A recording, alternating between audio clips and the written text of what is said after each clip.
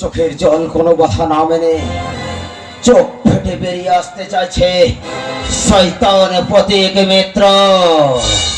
না না, যদি কোনোদিন এখান থেকে মুক্তি পায় তবে সেদিন তোকে আমি বুঝিয়ে দেবো রে জানার, যে বিশাল সেন শর্মার গায়ে হাত দেওয়া কি ভীষণ আর কি ভয়ঙ্কর। সে সুযোগ তোর জীবনে আসবে না রে বিশাল সেন শর্মা। তাই তোকে আমি অন্ধকার করে তিল তিলকে দগ্ধ করে পচিয়ে মারবো। তুই পারবি না রে শয়তান। আমার ড্যাডি যদি একথা একবার জানতে পারে তাহলে সেই দিনটা হবে তোর এই শেষ দিন, মনে রাখিস। তোর ড্যাডি তো দুরাস্ত, তোর মৃতদেহ পচা দুর্গন্ধ এটা কাক চিল শুকনো টের পাবে না। না না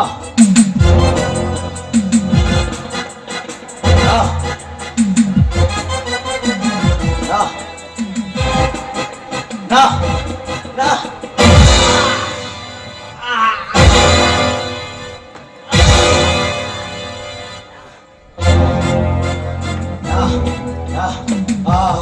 তুমি বিশ্বাস করো, আমি আমি সেদিনের কথা সব ভুলে গেছি। তুই ভুলে গেল, আমি ভুলতে পারিনি বিশাল সেন শর্মা। তাই তো তুই এখানে তিল তিলকে দগ্ধ করে পচিয়ে মারবো। তুই পারবি না রে শয়তান।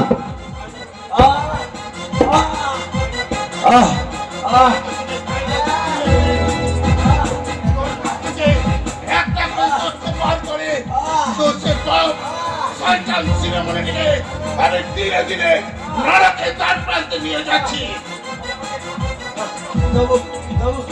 তুমি আমাকে এই নরক যন্ত্রণা দিচ্ছ কেন? তোমার তোমার জিজ্ঞাসার প্রশ্নের উত্তর তো সবই দিয়ে দিয়েছি। এবার এবার তুমি আমায় মুক্তি দাও। তুমি তুমি আমার কাজের জন্য তুমি আমায় পুলিশের হাতে তুলে দাও। পুলিশ পুলিশ আমি জানি পুলিশ হচ্ছে তোর আর একটা বাপ। তোকে পুলিশ হাতে তুলে দেওয়া মানে তোকে মুক্তি দেওয়া।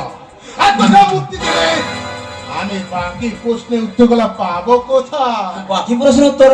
হ্যাঁ বল বল জেনারেল বল, প্রত্যেকদিন রবিবার রাতে তোর বাপ কোথায় যায়? আমি জানি না, আমি জানি না। আরে এ তো চিপটায় যাবি কেন? বলছি বলছি বলছি ড্যাডি, আমার ড্যাডি ওই পার্ক স্ট্রিটে বাইজি নাচাতে যায় কখন? ভোর 2:30-3টে নাগাদ।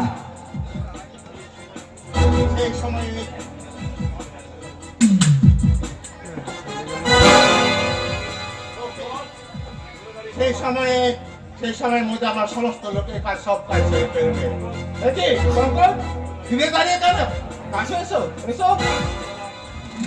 দাদা, আপনি কে? একটা বাচ্চা ছেলে আমাকে এখানে ডেকে নিল, আপনি কে আর কেনই বা আমাকে? তার আগে বলো তোমার বোনের অসম্মান প্রতিকার হিসাবে তুমি কি করতে পেরেছো? কিছুই করতে পারিনি দাদা, কিছুই করতে পারিনি। শুধু বাড়িতে বসে নীরবে চোখের জল ফেলেছি। বুঝতেই তো পারছেন গরিব হওয়া যে বড় জ্বালা। Shut up! এই ভারতবর্ষের 70% মানুষ হচ্ছে গরিব।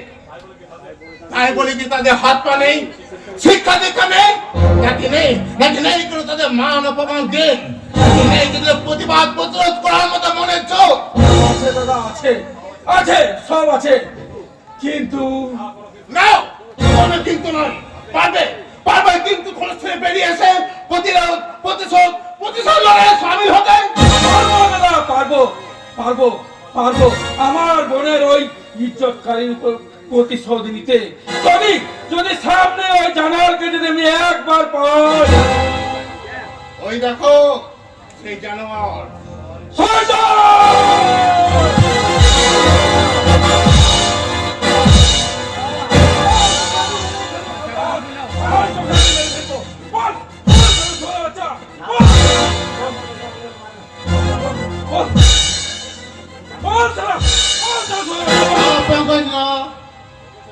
ওকে থেকে শেষ করতে হবে না।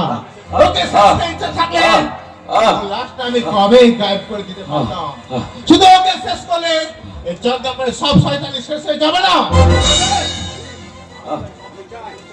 আমি চাই সব শয়তানি মূলচ্ছেদ করতে, যার জন্য তোকে আমার বড় প্রয়োজন। বেশ, বেশ। আপনার কথা মতো আপনি এই শয়তানদের সাহায্য করতে আপনি যা আমাকে বলবেন আমি জীবন পণ করো, এই কাজ আমি করবো, এই কাজ আমি করবো দাদা। বেশ, আপাতত তুমি আমার বাইরের ঘরে গিয়ে বসো, তোমার সব কাজের দায়িত্ব আমি বুঝিয়ে দিচ্ছি। বেশ, আপনার কথা মতো কাজ করে যদি এই চন্দনপুরের মানুষের মুখে একটু হাসি ফোটাতে পারি তাহলে এই কোন কাজ নয়, আপনার কথা মতো নরক যেতে রাজি থাকবে দাদা, নরক যেতে রাজি থাকবে।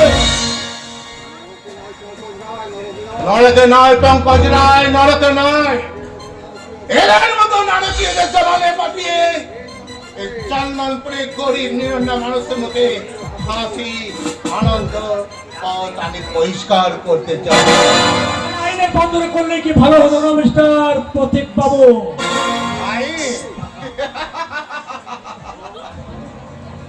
বাবু, এই দেশে আইন নামক বস্তুটা বেঁচে আছে তো? হ্যাঁ হ্যাঁ, আপনি আমায় বাঁচান দাঁড়াবো বাবু, নইলে নইলে এই শয়তানটা আমাকে শেষ করে ফেলবে। একজন আইন রক্ষক বেঁচে গেছে, আইনের অসম্মান করে কাজটা কিন্তু ভালো করছেন না প্রতীক বাবু। আইনের রক্ষক? কে আপনি? আপনারা না, আপনারা এই সমাজে ধনী নেতা মন্ত্রীদের রক্ষক, আমাদের মতো সাধারণ মানুষের নন। মিথ্যা মিথ্যা মিথ্যা, এসব মিথ্যা, এসব আপনার মন গড়া কথা ছাড়া আর কিছুই নয়। তাই নাকি? তবে তো বেশ, বলুন তো বিশাল, ওই শ্রমিক নেতা প্রভাতের বোনকে এই শয়তান যখন কিডন্যাপ করে তাহলে বাগান বাড়িতে দিনের পর দিন ধর্ষণ করতো, তখন অস্ত্রদার নির্যাতিত মেয়েটিকে উদ্ধার করতে আপনি কোথায় কোথায় রেড করেছেন, আর তার ফলই বা কি হয়েছে? না মানে আমি উদ্ধারে কোনো চেষ্টা না করলেও এই দলিত ছেলেটিকে উদ্ধার করতে আপনি ছুটে এসেছেন, কারণ এই খেলতে আপনাদের আড়াই দিনে আশ্চর্য করে একে আপনারা যতই নাড়াচাড়া করবেন ততই আপনাদের পকেটে রাশি রাশি টাকার বান্ডিল জমা হবে।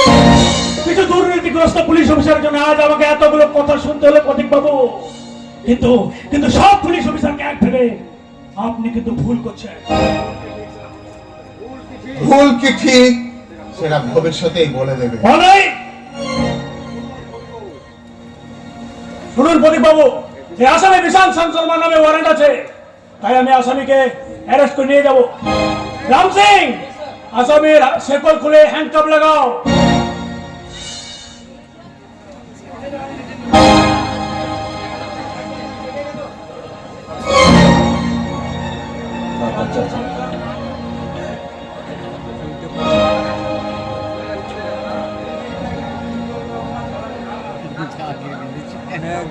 দেরি হচ্ছে কেন? তাড়াতাড়ি করুন রাম সিং।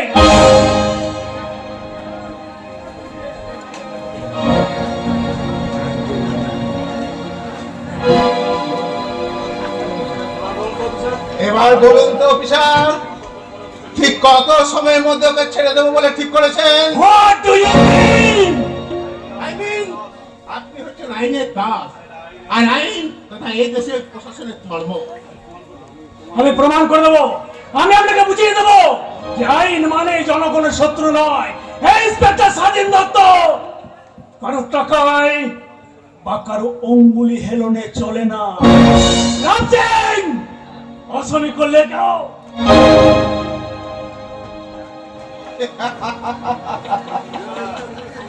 অফিসার,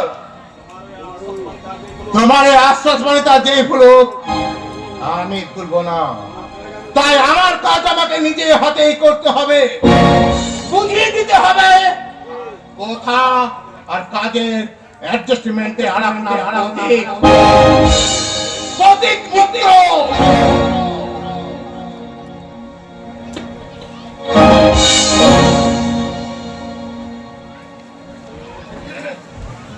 প্রতীক, প্রতীক,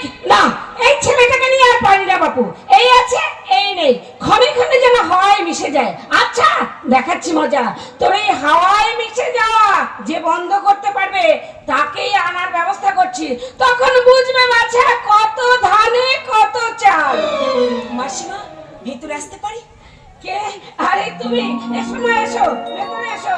আরে তুমি তো সেদিন মন্দিরে। হ্যাঁ মাসিমা, কিন্তু আপনি কি তাহলে প্রতীকের? ঠিক ধরেছো মা, ওই দুষ্টটাই আমার ছেলে, আমার অন্ধের ষষ্ঠী। কিন্তু তুমি প্রতীককে অনেকদিন আগে থেকে চিনি। সেদিন মন্দিরে যার কথা বলছিলাম সেই আপনার? ও, তার মানে তুমি প্রতীককে ভালোবাসো, এই তো। আরে এতে লজ্জার কি আছে মা? মেয়ে বুঝি মায়ের কাছে লজ্জা করে? ওঠো মা, ওঠো ওঠো। তোমার মতো লক্ষ্মী প্রতিমা যেচে আমার ঘর আলো করতে আসতে চাইছে, এ তো আমার পরম সৌভাগ্য। কিন্তু মা, তোমার পরিচয়টা? আমাদের আদি বাড়ি পলাশডাঙ্গা গ্রাম।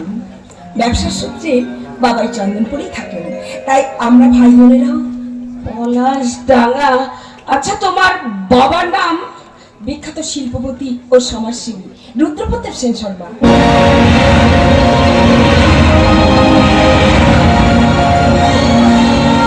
চুপ করো, দয়া করে তুমি চুপ করো। কি হলো মা, আপনি আমার বাবার নাম শুনে এভাবে চমকে উঠলেন কেন? আপনি কি আমার বাবাকে চেনেন নাকি?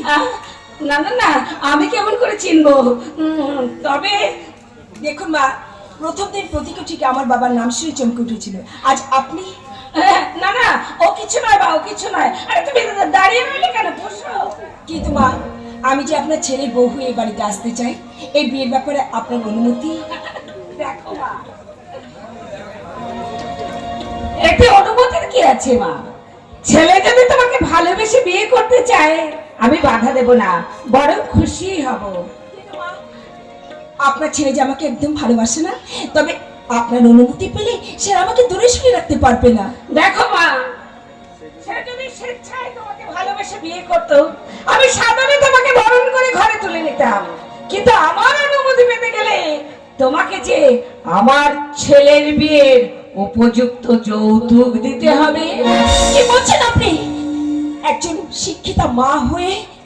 বেশ, বলুন আপনার ছেলের বিয়েতে কত টাকা চান? 2 লাখ, 5 লাখ, 10 লাখ, 1 কোটি? বলুন কত টাকা চান? না না না, হতে তো হবে না মা। আমার ছেলের বিশাল বাড়ি নেই, দামি গাড়ি নেই, এমনকি সে সরকারি চাকরিও করে না। তবু তোমার সঙ্গে তার বিয়েতে আমার চাই।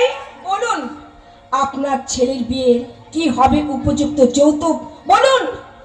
এক আজলা বুকের রক্ত।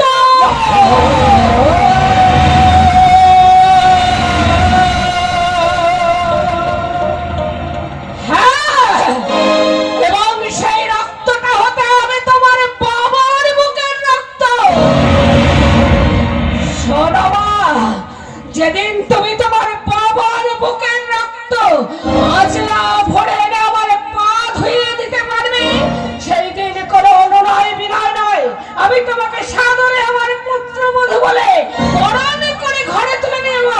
আর তা যদি তুমি না পারো, তাহলে আমার ছেলের বউ হবার স্বপ্ন তোমার স্বপ্নই থেকে যাবে, আর কোনোদিন বাস্তবে রূপ নেবে না। কোনোদিন বাস্তবে রূপ নেবে না, কোনোদিন না, কোনোদিন না। হে ভগবান, এ আমার কোন মহাপাপী প্রায়শ্চিত্ত! একজন দেবী ঋষি মহিষী মা আমার বাবার নাম শুনে এভাবে চমকে উঠলে এরূপ ধারণ করলে কেন? এর আসল রহস্যটা কি? না না, যে কোনো মূল্যের বিনিময়ে রহস্যটা ভেদ করতে হবে, কারণ আমি শুধু প্রতীকের, আর প্রতীক শুধু আমার, শুধু আমার, শুধু আমার।